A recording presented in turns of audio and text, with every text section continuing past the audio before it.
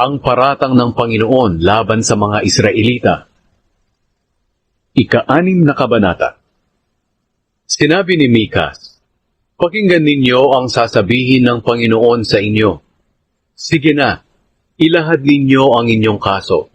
Iparinig ninyo sa mga bundok at mga burol ang inyong sasabihin. At kayong mga bundok na matitibay na pundasyon ng mundo, pakinggan ninyo ang paratang ng Panginoon laban sa mga Israelita na kanyang mga mamamayan. Sinabi ng Panginoon, mga mamamayan ko, ano ang nagawa kong kasalanan sa inyo?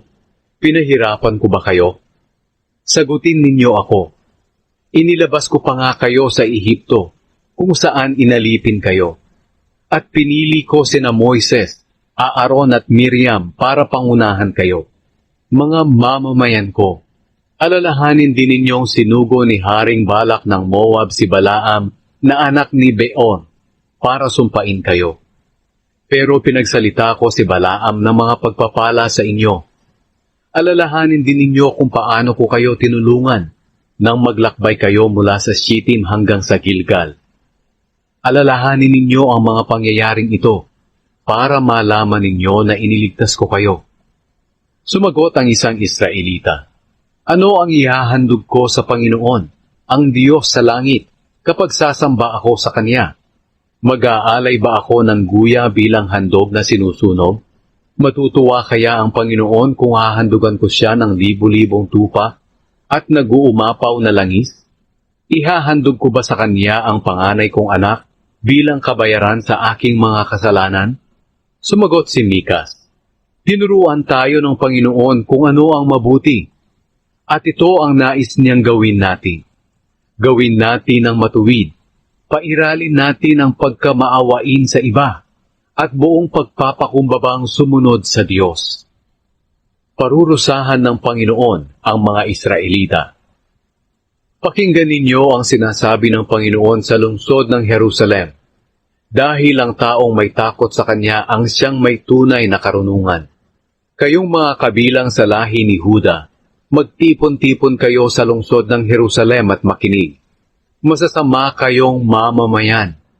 Hindi ko makakalimutan ang mga kayamanang natipon ninyo sa masamang paraan.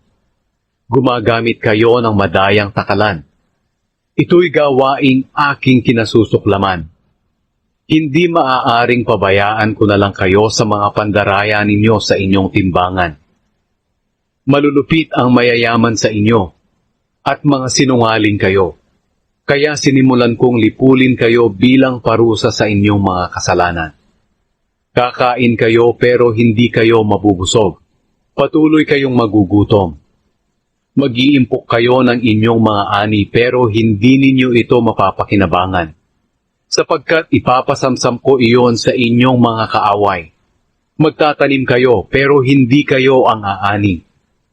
Magpipisa kayo ng mga olibo, pero hindi kayo ang makikinabang sa langis nito. Magpipisa rin kayo ng bunga ng inyong mga ubas, pero hindi rin kayo ang iinom ng katas nito. Mangyayari ito sa inyo dahil sinunod ninyo ang masasamang gawa, mga tuntunin at mga payo ni Haring Omri at ng anak niyang si Haring Ahab. Kaya wawasakin ko kayo, hahamakin kayo, at lalaitin ng ibang mga bansa.